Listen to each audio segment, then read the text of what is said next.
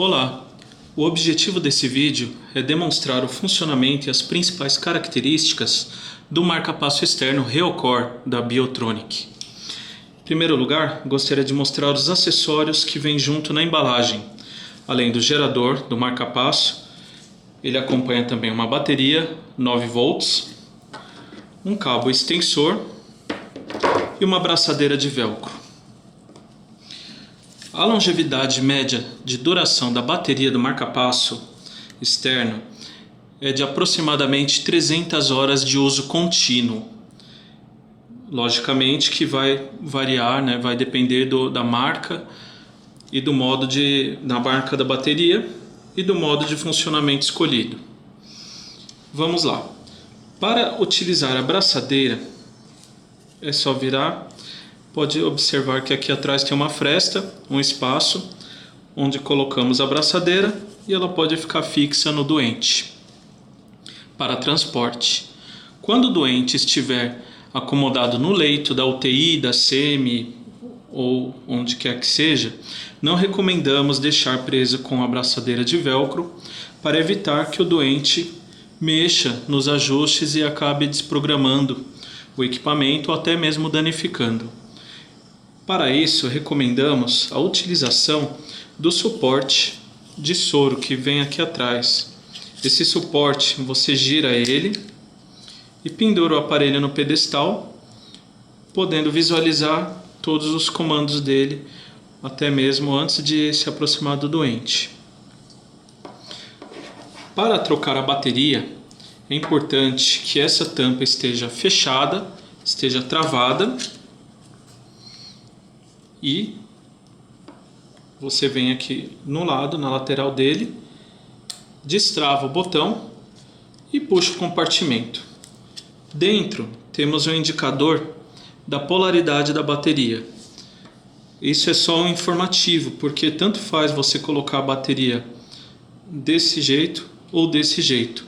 Qualquer uma das formas, o aparelho ele reconhece automaticamente a polaridade da bateria. Então é só você colocar a bateria aqui dentro do compartimento, fechar até o fim e baixar a trava. Pronto, já está trocada a bateria. Além disso, o equipamento ele vem com a possibilidade de ser utilizado sem o cabo extensor. Para que isso ocorra, basta desrosquear os dois parafusos laterais e você consegue ter acesso ao gerador sem a necessidade do uso do cabo extensor. Então aí você coloca o cabo ventricular aqui e o atrial aqui, vermelho no positivo e preto ou azul no negativo, de acordo com o que está sendo usado no doente. Lembrando que, se for utilizar dessa forma, deve ser utilizado apenas como uma forma de atender o doente numa emergência, na qual você está impossibilitado de usar esse cabo, porque ele está rompido ou não foi encontrado. Após tudo se normalizar, coloque novamente, com cuidado, o cabeçote do gerador, encaixando e parafusando as duas extremidades, os dois parafusos. Observe que não pode haver nenhum espaço aqui para ele dar o contato. Se ele tiver com algum espaço, ele pode não ser suficiente para fechar o contato e o doente ficar sem estimulação. Observe que aqui está fechado, não é necessário imprimir muita força, porém tem que ficar bem fixo. O cabo extensor, ele funciona da seguinte maneira. Ele tem na parte de cima uma seta indicando a posição de colocação. Você coloca ele na direção do coração e empurra até travar. Travou, ele está bem fixo, você pode utilizar ele normalmente. Para soltar, basta você levantar essa travinha e soltar o cabo. Colocou, tirou, ok? Na outra ponta dele, ele vem com dois terminais. Um para o cabo atrial, ele vem escrito átrio, e o outro para o ventricular. Se for um marca-passo, um modelo câmara única, ele só virá um dos cabos, porque ele será single. Mas esse vem os dois cabos, porque ele pode ser utilizado com dois eletrodos também, um no átrio e um no ventrículo. Para colocar o cabo nesse adaptador, é só soltar o parafuso das duas laterais, encaixa o pino preto ou azul, onde está escrito diferente, negativo, e o positivo, que é o vermelho, no outro lado que está o positivo aqui, indiferente. Colocou até o fim, atarrachou dos dois lados, testa para ver se ele está bem fixo, ok, seu sistema está pronto para estimular. O aparelho, se ele tiver com algum problema nas conexões, ou essa parte aqui estiver desinstalada, desconectada, ou esse cabo não estiver conectado até o fim, estiver somente assim, por exemplo, ou até mesmo se aqui escapou o eletrodo, o aparelho ele vai dar um alerta sonoro, que nós vamos ver daqui a pouquinho quando eu ligar o aparelho. Esse alerta sonoro indica que o circuito não está fechado, necessitando verificar o que está acontecendo com o gerador. Ok? Então vamos lá. Essa trava, essa tampinha aqui em cima, ela tem uma trava aqui embaixo de segurança. Essa proteção foi desenvolvida justamente para evitar que pessoas de outros setores ou até mesmo visitantes mexam nos ajustes do equipamento. Então, para levantar essa trava, para liberar essa trava, vocês devem levantar essa parte inferior e deslizar a tampa totalmente. Eu vou demonstrar para vocês, ó, levantei, deslizou, todos os comandos estão expostos. O primeiro botão é o botão onde nós ligamos e selecionamos o modo. Então eu vou ligar para vocês verem. A primeira posição é a posição para estimular em dupla câmara, que é o DDD. Ele vai sentir átrio, sentir ventrículo e estimular o átrio ou o ventrículo, ou ambos, caso necessário. Essa é a estimulação dupla câmara sob demanda. Logo após, temos a estimulação assíncrona de dupla câmara, que é o DOO. Ou seja, ele só estimula átrio e ventrículo, independente da atividade intrínseca do doente. Se o doente necessitar passar por algum procedimento cirúrgico, por exemplo, onde será usado bisturi elétrico, pode-se deixar no modo assíncrono, DOO, se for dupla câmara, para que o equipamento não fique inibido com a presença do bisturi elétrico. Vocês estão observando esse barulho, esse alerta sonoro? É aquilo que eu comentei antes da falta da conexão. Não está conectado, ele fica fazendo barulho. Assim que conectar, ele para. Vou passar todos os modos de funcionamento. O terceiro modo já é um modo câmara única. Ele estimula o ventrículo, porém ele sente átrio e ventrículo e tenta sincronizar ambos. Não é muito utilizado, mais utilizado dupla câmara são esses dois primeiros, modo sob demanda e o assíncrono. E câmara única é o VVI, que ele estimula somente o ventrículo, sente o ventrículo e fica inibido caso a frequência do doente esteja maior do que a programada. E o VO, que é o modo câmara única assincrônico, ou seja, ele também, da mesma forma que o DOO, ele não sente a interferência externa de equipamentos ou de bisturi elétrico, por exemplo. E temos ainda o VVT, que é um modo de teste, onde ele deflagra um estímulo em cima de todo QRS sentido. Não é muito utilizado no dia a dia, é mais um modo de teste de avaliação. Aqui, o botão ao lado, esse segundo botão aqui, é onde selecionamos a frequência de estimulação. Pode ser selecionada uma frequência de 30 até 250 batimentos por minuto. Essa frequência será estipulada pelo médico de acordo com a necessidade do doente. Temos ainda um outro botão lateral, que é onde é selecionado o modo o AV Delay, que é o atraso entre o estímulo atrial e o ventricular. Esse AV Delay só é utilizado nos modos de dupla câmara. Nos modos câmara única, esse botão não tem nenhuma utilização. Esses botões de baixo são os botões de sensibilidade. É onde selecionamos a sensibilidade do marca-passo, ou seja, o que o marca-passo está sentindo de atividade cardíaca. Veja que esses dois botões aqui está escrito átrio, então são os ajustes do átrio, e esse do ventrículo, o ajuste do ventrículo. Do lado de cá, a sensibilidade, e desse outro lado a energia de estimulação. Para ajustar a sensibilidade, é necessário deixar o doente no ritmo próprio dele, se for possível, ou seja, com uma frequência de estimulação menor do que a frequência do doente, e a sensibilidade no valor máximo. Por quê? O valor máximo é como se fosse um muro muito alto. Ele não vai enxergar nada do que está do outro lado porque o muro está muito alto. Então, vocês vão ver aqui na luzinha de estimulação, ele piscando em pace. Aí vocês vão baixando gradativamente esse valor da sensibilidade até começar a piscar a luzinha sense. Quando a luz de sense começar a piscar, quer dizer que você encontrou a altura do muro na qual o marca-passo enxerga o coração do outro lado, ou seja, o valor da sua sensibilidade.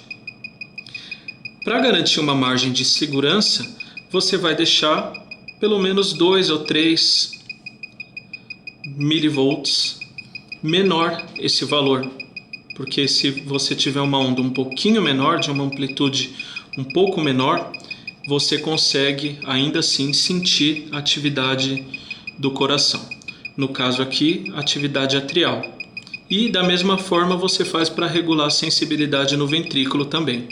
Começa pelo valor maior, deixa ele no ritmo próprio, ele vai ficar estimulando e vai baixando até o marca-passo começar a sentir a atividade própria do doente. Vai piscar a luz sense, aí você deixa um pouco menor esse valor para o marca-passo ficar mais sensível e sentir a atividade própria do doente. O outro lado é o lado para regular a amplitude, a energia de saída do marca-passo, com quantos volts ele vai estimular o coração. Para regular essa energia, temos que fazer o passo oposto, deixar o marca-passo numa frequência maior do que a do doente, por exemplo, 80 batimentos, e uma energia também grande, uma energia alta, energia máxima, por exemplo, que ele estimula no máximo com 17 volts. Então, com a energia máxima, estou estimulando pela frequência maior do que a do doente. Acompanhando pelo monitor, eu vou ver a frequência do marca-passo, o ritmo imposto pelo marca-passo. Então, o que eu faço para determinar o limiar de estimulação? Vou reduzindo a energia gradativamente, até que no monitor eu consiga ver a perda de comando, a perda de captura. Ou seja, imagina que quando eu cheguei aqui em 3 volts, ele parou de estimular o coração. Eu estou acompanhando isso pelo monitor cardíaco. Então eu sei que energia abaixo de 3 volts eu não estimulo. Então eu preciso de uma margem de segurança. Eu coloco no mínimo 100% de margem de segurança. Então eu vou colocar 6, 7 volts para ter uma margem de segurança adequada. E repito o mesmo procedimento para regular a energia do ventrículo. Deixo na energia máxima e vou reduzindo até ele parar de estimular o ventrículo. Parou de estimular o ventrículo, eu sei qual é a energia mínima e coloco 100% ou 200% de margem de segurança. É importante vocês se atentarem que se você deixar a energia no máximo, independente da energia necessária para estimular o coração, dependendo da posição que o eletrodo estiver impactado, você pode estimular ou o nervo frênico ou diafragmático, causando uma sensação de soluço, que você vai estimular o nervo junto com o coração, na mesma frequência do coração. E isso trará um enorme desconforto para o doente. Além disso, temos um outro problema, não tão grave, porém ainda assim não é desejável, que é consumo maior da bateria. Vocês observaram que a bateria que alimenta o marca-passo é de 9 volts. Só que ele chega até 17 volts. Como que ele faz isso? Utilizando um circuito multiplicador de tensão, que faz essa energia ser multiplicada até chegar nos 17 volts. Só que esse circuito consome também uma energia para funcionar. Então, toda vez que eu estou com uma energia máxima, sem necessidade, eu vou ter um consumo maior da bateria e, consequentemente, uma redução da longevidade da bateria dele. Se duraria 300 horas de uso contínuo, vai durar um pouco menos. Então, é sempre necessário, recomendado, fazer o ajuste do limiar de estimulação de acordo com a necessidade do doente. Esse limiar normalmente é feito na sala cirúrgica no momento do implante. É feito o implante e é feito esses ajustes, tanto do modo quanto da frequência, do AV delay se for aplicável, e da energia e sensibilidade de ambas as câmeras. Correto?